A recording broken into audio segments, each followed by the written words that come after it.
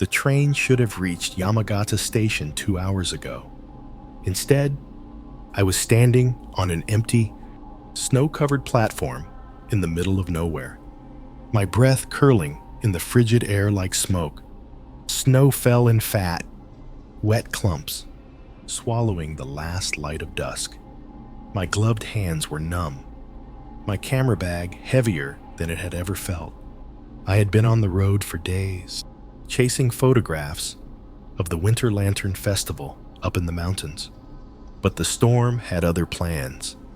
The lone station attendant, a hunched man with a scarf pulled up to his eyes, slid the window shut and disappeared inside his booth without a word. That was my sign. I wasn't getting to the festival tonight.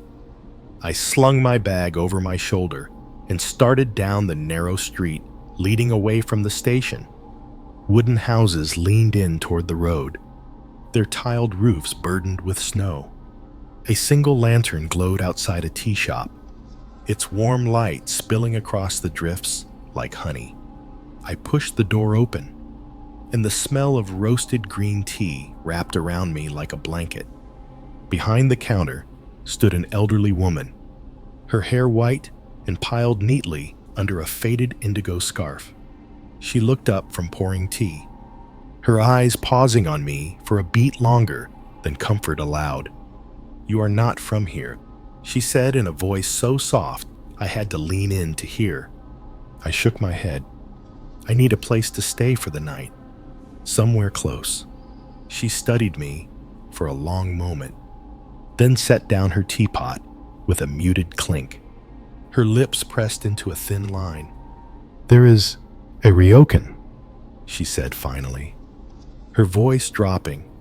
"At the end of the road, the owner still takes guests." She hesitated, then added, almost to herself, "But do not sleep in room 3. Something in the way she said it, not as a warning, but as a statement of fact, lodged itself under my skin. I opened my mouth to ask why, but she had already turned away, busying herself with a tray of teacups that didn't need arranging. Snowflakes hissed against my coat as I stepped back outside. The street was quiet except for the wind. At the far end, I saw a narrow, 3-story wooden building with a shingled roof, its paper lantern swaying in the storm. A blackened wooden sign hung above the door, the calligraphy barely legible in the dim light. I didn't know it yet, but I was walking toward the one place in Japan where the paper doors never truly stayed shut. The Ryokan sliding door groaned as I pushed it open. Warm air hit me, first faintly perfumed with cedar, and something else. Something old, like damp silk left too long in a trunk. The entryway was dim, lit only by a single lamp behind the reception desk. A man emerged from the shadows, tall, thin, his hair neatly slicked back despite his lined face. His kimono was dark blue, tied perfectly at the waist, but his smile didn't reach his eyes. "You've come through the storm," he said, his voice polite but flat. I told him I needed a room for one night. He bowed slightly, produced a heavy brass key from beneath the desk, and motioned for me to follow. The wooden floorboards creaked under our feet as we moved down a narrow corridor. The paper lanterns overhead gave off a muted, amber glow that seemed to dissolve just a few feet away, leaving the far end of the hall in shadow. Halfway down, we passed a door that made me slow my steps. The paper shoji was yellowed, brittle-looking, patched in places with mismatched pieces.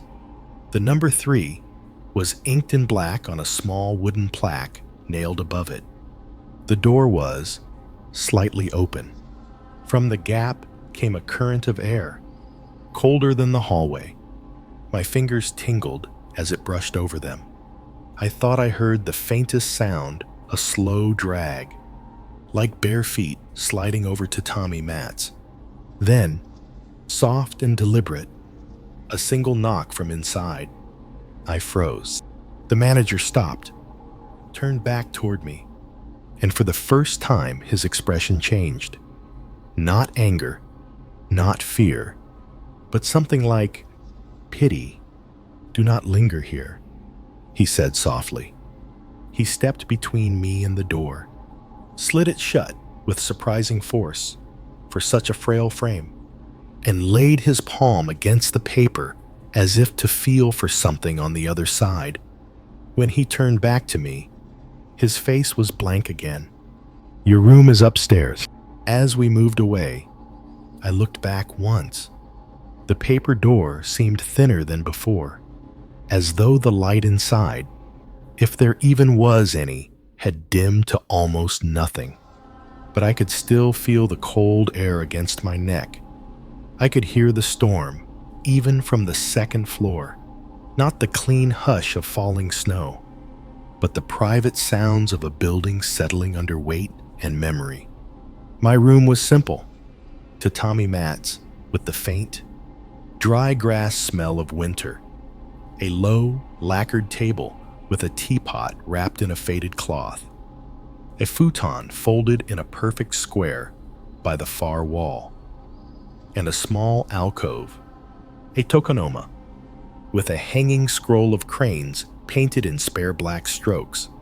Everything was meticulous, as if someone had just stepped out an instant before I stepped in. I set my camera bag down and pulled off my boots by the jenkin, lining them up out of habit. Meltwater bled into the wooden threshold. A dark, patient stain. There was a note on the table, handwritten in a practiced brush. "Bath is available until 10:30 p.m. Please be quiet after lights out." No signature, no name. Just the regulation voice of a place that had been here longer than I had been alive. I checked the time on my phone. 9:42 p.m. Plenty of time for a hot soak. But the thought of walking past room 3 again, past that paper door that breathed cold air, settled in my stomach like a stone. I poured tea instead. The first sip was bitter, then floral. It warmed the back of my throat in a way the heater couldn't.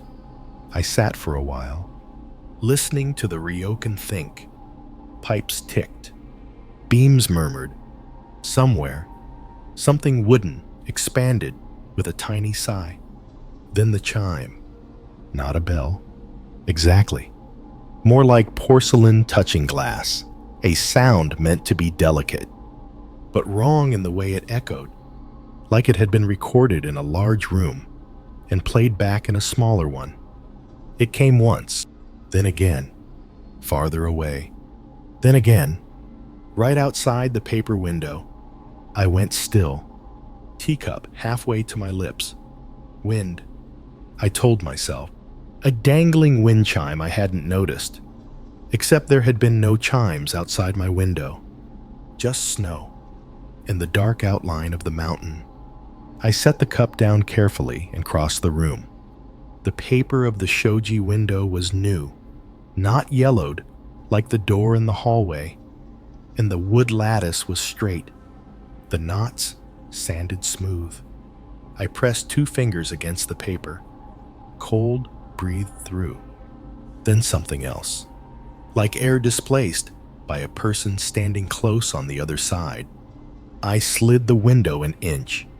The night pressed in, thick as velvet. Snow swirled in the lantern light from the eaves. The courtyard below lay blank and untouched. 2 stone basins buried under white caps. No chime, no chord, just the hush of falling. I closed the window and latched it. The chime sounded again, this time from the hallway. The corridor outside my door was a throat of shadow, the lanterns caged in their wooden frames, throwing low amber pools onto the tatami runner. My door whispered on its track as I slid it open. The air out there was cooler, threadbare. I stepped out, leaving the door barely ajar. The sound wasn't steady. It came in pairs. Tick, tick. A pause. Then again. Softer. As if whoever held the chime was being careful not to wake the others. Except there were no others. I had seen no guests. I had heard no footsteps above me. No murmurs through walls. The Ryokan felt like a memory I had walked into by accident. I moved toward the stairs. The sound moved too. Retreating. Leading. The corridor jogged left. Then right. Narrowing before it widened into the darker section I had passed earlier. There. The light thinned. There. The cold gathered. Room 3 waited where the corridor bent, as if the building had been constructed around it. Everything else, an afterthought. The paper of its door looked more fragile now, brittle where it had been patched, tense where it had been stretched and tacked again. A faint watercolor stain spread from near the floor. Not rust, not damp, but something that had seeped over time in a shape a hand might make. The chime came from behind the paper. 2 taps. A pause. 2 taps again. Slow enough for breath to pass between. I didn't mean to step closer. My body did the thinking my head refused. I found myself within a hand's breadth of the door, my ribs pressed against the warm sash of my yukata, my pulse in my wrists, my throat. Somewhere in there, my better sense still spoke. The old woman's voice in the tea shop braided with the manager's flat warning. Do not sleep in room 3. Do not linger here. I lifted my hand and touched the paper. Cold radiated through like the memory of ice. Then came the whisper, not through the door, not around it, but inside my ear, intimate as a secret offered to a lover. Late, a woman's voice said, breath cool against the inner curve of my ear. You're late. I jerked back. The corridor sawed side to side, as if the building finally remembered it had a spine. The chime sounded again. This time it was unmistakable. Porcelain on glass, and the soft friction of a silk cord tugged by a patient hand. Managerson. My voice was ridiculous in the quiet. It tripped out of my mouth and went nowhere, swallowed by paper and wood. The paper darkened, not a shadow. No lantern behind could have thrown it, but a presence, washing up from the bottom edge of the door, like night water rising. The outline of a kimono sleeve swam into view, watercolor delicate, hairline brush strokes, coalescing into something that could almost be called an arm. The elbow bent, the wrist turned, the hand, if it was a hand, lifted, and from just out of sight came the sound of fingernails grazing wood. Another voice entered then. From the far end of the hall, the manager, low and level, like he was speaking through cotton. Sir, a polite address. A pause. A note underneath that did not belong to politeness at all. It is late. Please return to your room. I stood very still. The shadow on the paper thinned, as if retreating a fraction. Listening. He did not come closer. He did not step between me and the door this time. He remained where the light still held, palms open at his sides, as though approaching would be impolite. I thought I heard. I began, then stopped. There was no explanation that did not make me sound like a child. He inclined his head, a gesture of understanding that managed not to be either affirmation or denial. It is a cold part of the house, he said. Old wood, old paper. It speaks, please. The last word was almost a bow. I stepped back. The door to room 3 looked thinner than ever, like skin stretched too tight over a cage. The paper bulged minutely in the center and released, as though the room behind it was breathing. The manager waited until I had turned away. The chime did not follow me. It stayed where it lived, back in my room. I relocked the window without knowing why. I sat on the tatami with my back to the futon and my eyes on the door. The heater hummed. My teacup had gone cold. A ring of pale green at the bottom, like a thin slice of jade. I told myself to sleep. I lay down and pulled the futon over my shoulders and faced the wall. The way I always did in unfamiliar places. The way you do when you want the world to be behind you, so you can pretend it has stopped moving. At 2:12 a.m., I woke to the soft drag of something across tatami, just outside my door. It was not a step. Steps have weight and rhythm. The vertical insistence of bone and tendon and shoe. This was horizontal. The whisper of silk drawn slow, as if someone were kneeling and using their hands to pull themselves along. I held my breath until my chest hurt. The sound paused. A fingertip pressed into the paper of my door. My door. This time, dimpling it inward, moving a small, exploring circle, as though memorizing the shape of a face it could not see. The fingertip moved up, searching for the latch. I did not move. I did not blink. I let my heartbeat count the distance between us. 4 boards, 6 handspans, the thickness of a paper door, and the thinness of my nerve. The latch did not lift. Instead, the fingertip drew 3 slow lines down the paper. They did not tear, but when the pressure released, I could still see them, faint as veins under skin. Then, as if she had been called away by someone whose voice I could not hear, the presence receded. The silk drag faded along the corridor, not toward the stairs, not toward the bath, but toward the bend in the hall where the cold lived, toward room 3. I lay awake until a bluish light gathered at the window and made a ghost of my breath. I dozed somewhere after 5:30 a.m. An exhausted, shallow thing with no dreams. When I opened my eyes again, the heater had switched itself off, and a pale winter morning had unrolled across the mountain like a bandage. I sat up slowly and looked at my door. 3 faint lines, like the tracks of a careful brush, ran from the height of a woman's hand to the midpoint of the panel. If I squinted, I could believe they were part of the grain, a trick of light. If I told someone, I knew exactly how I would sound. On the floor by the threshold, something small and brown glinted, a sliver of lacquer, curved and delicate, no longer than my thumb, a comb tooth.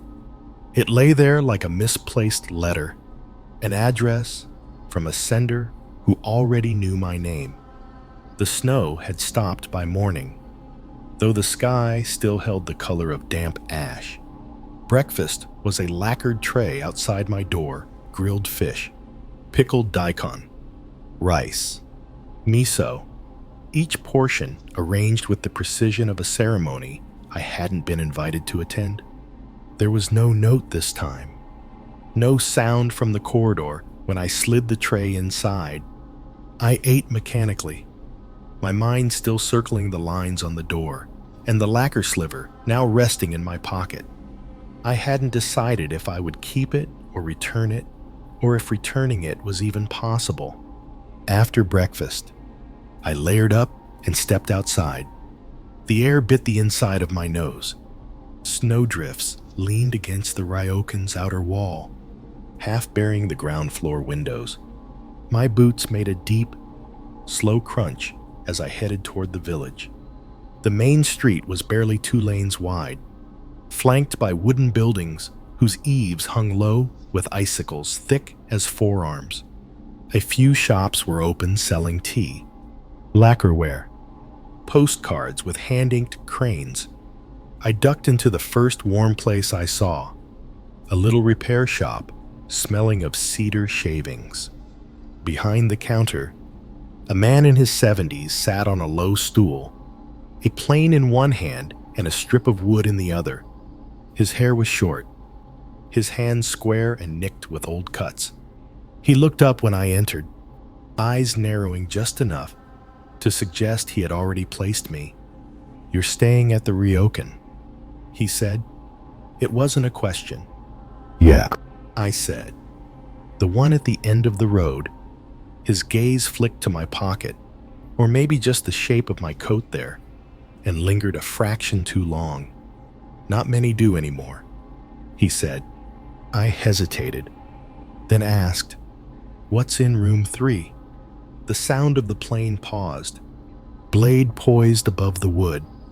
The shop was very quiet, just the smell of cedar and the muffled creak of the roof under snow. He set the strip down, turned the plane over in his hands as if checking its sharpness, then said, "You've heard her already." My throat tightened. "Who?" He tapped the blade gently against the bench. "The bride." The word hung there, stripped of romance, heavy as a gravestone. He told me the story without looking at me. In the winter of 1943, a young woman from the village was promised in marriage to a merchant twice her age. Her family owed money, and the marriage was the price of their debt. On the night of the wedding, she was brought to the Ryokan, still wearing the white kimono and hood of a bride. Guests drank and sang until the snow piled against the doors, until the lanterns burned low. When they came for her in the morning, she was gone. The room was locked from the inside.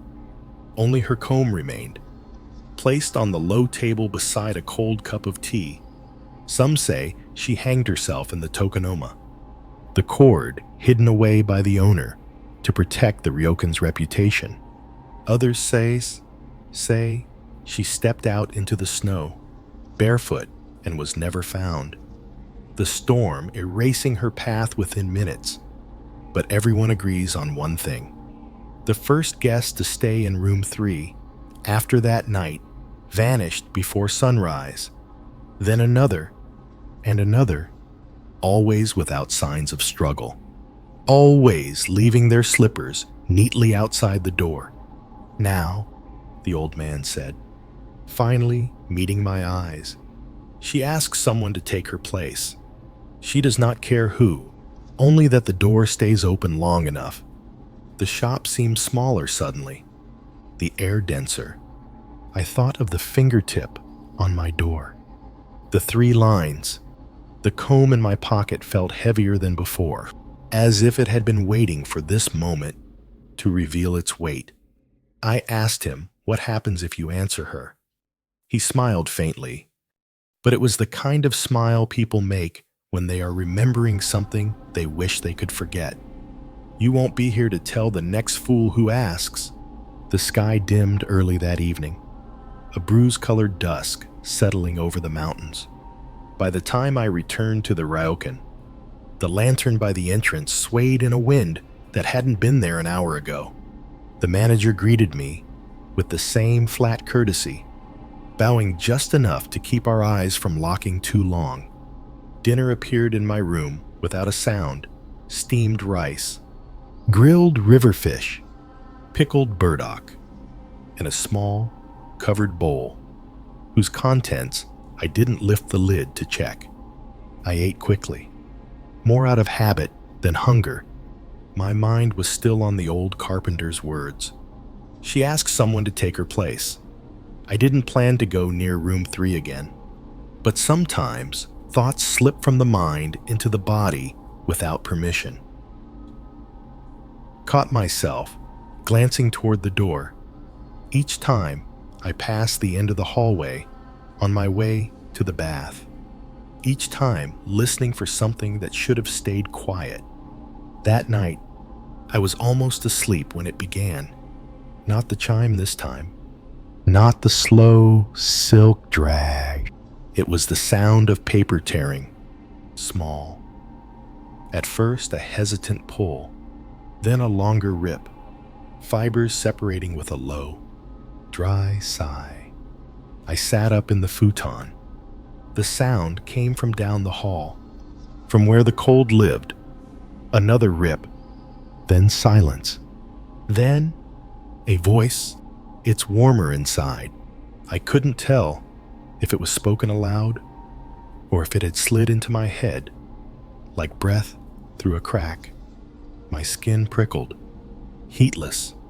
I opened my door. The corridor was lit in uneven pools, lanterns swaying faintly as though someone had walked past them seconds before.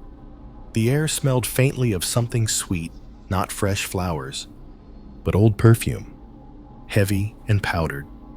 As I stepped into the hall, the cold grew, pressing against my face like an invisible wall. I rounded the corner, and there it was, room 3. The shoji was torn from the bottom corner upward, a ragged opening just wide enough for a hand to slip through. The paper edges curled like burned skin. And there, resting on the tatami just inside, was a pair of slippers, not mine, smaller, white, with faint red embroidery near the toes. They were turned outward, as if waiting for someone to step into them and leave. The opening in the paper shifted just slightly, and I realized there were fingers pressed against the frame from inside, thin, blue-tinged fingers, nails long enough to tap the wood with a faint, patient rhythm. Then the voice again, softer, closer. "Come in, you'll catch cold." I took a step back. My heel brushed something, and I froze. My own slippers. They were no longer in my room. They were lined up neatly behind me, toes pointing toward room 3. The air between me and room 3 felt heavy, like the hallway itself had thickened. The lantern above flickered once, twice, before holding steady again, though the light seemed weaker, as if it had to work harder to reach me.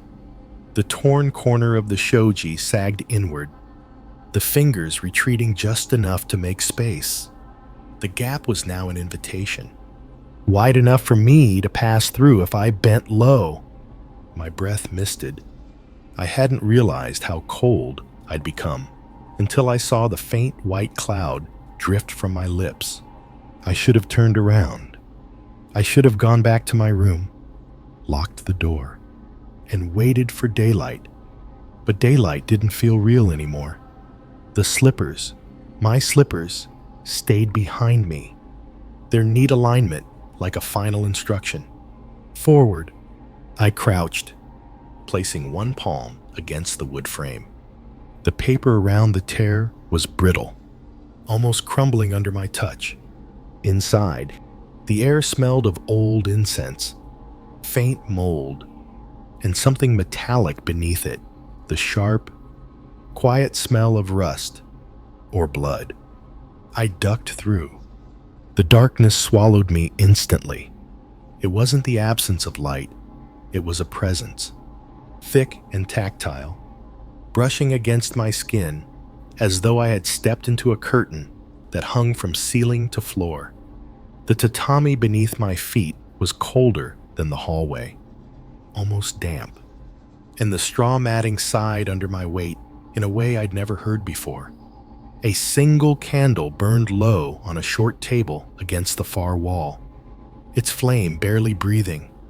In its small circle of light sat a cup of tea, steam curling lazily, upward too fresh for an abandoned room.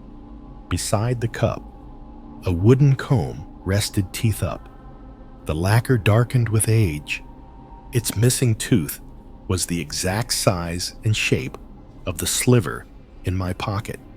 Something moved in the corner opposite the candle, not toward me, not away, just unfolding.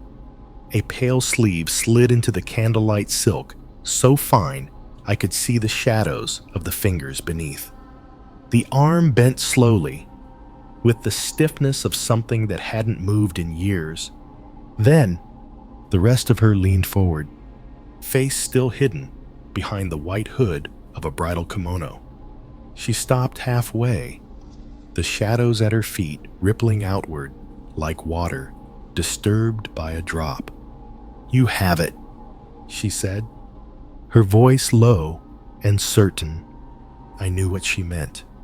My hand closed around the comb tooth in my pocket without thinking. Her head tilted, the movement stiff, bird-like. "Give it to me," she whispered, "and I will let you leave." Somewhere in me, a small, stubborn part asked leave where, because it didn't feel like I was in the Ryokan anymore. The candle flame bent sharply to one side, though there was no wind. The shadows rippled again, creeping along the tatami toward my feet. The tatami under my feet felt wrong now, too soft, as though the weave had been loosened into threads that could slip apart at any moment. The shadows that crept from her corner no longer resembled darkness cast by light. They had depth, the kind that could swallow your foot if you stepped in the wrong place. Her head remained bowed beneath the hood, but I could feel her eyes on me, not looking at me, but into me, as though searching for the exact place where my fear lived. "You have what is mine," she said again, voice steadier now, closer. "I have waited long enough." I didn't remember deciding to move, but my hand slid from my pocket. The sliver of lacquer, her missing comb tooth, lay across my palm. Weightless, yet impossibly important. She lifted her hand toward me. The sleeve fell back enough to show fingers white as bleached bone. The joints knobby, nails pale and long.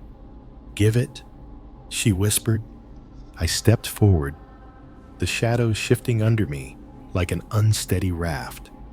My instincts screamed to drop it and run, but something deeper, a strange, almost magnetic pull, made me want to place it in her palm. The air around us tightened, the candle's flame drawing inward until it was no larger than a pinhead. Her hand waited. I placed the comb tooth in her palm. Her fingers closed around it slowly, and as they did, I realized too late what she'd meant by "let you leave." Her other hand shot forward, not grabbing me, but pressing two icy fingers to the center of my chest. The cold pierced through yukata, skin, and bone, straight into my heart. She leaned closer. Her face emerged from the shadow of the hood, skin stretched too tightly across sharp cheekbones, lips painted in a deep, cracking red, and eyes that were nothing but two pools of still, black water. Her breath was faintly sweet, like old flowers left to rot in a vase. "It's your turn now," she said softly. The shadows surged upward, swallowing the tatami, the candle, and then the walls. For a moment, I felt weightless, like I was standing on nothing at all. When the darkness cleared, I was no longer in room 3. I was sitting at the low table, dressed in a white kimono. In front of me was a fresh cup of tea, steam curling toward a paper door that was now shut tight from the inside. Outside, I heard footsteps approaching. Someone paused at the door. There was a single, polite knock. The snow was falling again by the time the evening train pulled into the small mountain station. A lone traveler stepped off a woman, this time shaking the cold from her coat. She carried a wheeled suitcase and the look of someone who had arrived somewhere by accident. The street outside was quiet, lined with shuttered shops. A single lantern glowed in the window of a tea shop, casting gold onto the snow. Inside, the same elderly woman stood behind the counter, tying a fresh cloth over the spout of a teapot. She looked up as the traveler entered, her eyes flicking briefly to the snow still melting in the woman's hair. "You're not from here," she said. The traveler smiled faintly. "Just passing through. I need a place to stay." The old woman hesitated, then said, almost as though speaking to herself, "There is a Ryokan at the end of the road. The owner still takes guests." She poured tea into a cup, the steam curling between them. "But," she added softly, "do not sleep in room 3. The traveler's brow creased, but she nodded. "I'll remember that." Outside, the snow deepened. Lantern light swayed on the eaves as she made her way down the road. At the far end, the Ryokan waited. Its single lantern burned in the dark, light spilling across the wooden steps, like a welcome. Inside room 3, I sat at the low table, my hands folded neatly in my lap. The tea in front of me was still hot. Through the paper door came the faintest sound, footsteps in the hall. They stopped just outside. I could feel the presence on the other side, pausing, considering. I smiled, not because I wanted to, but because it was part of what came next.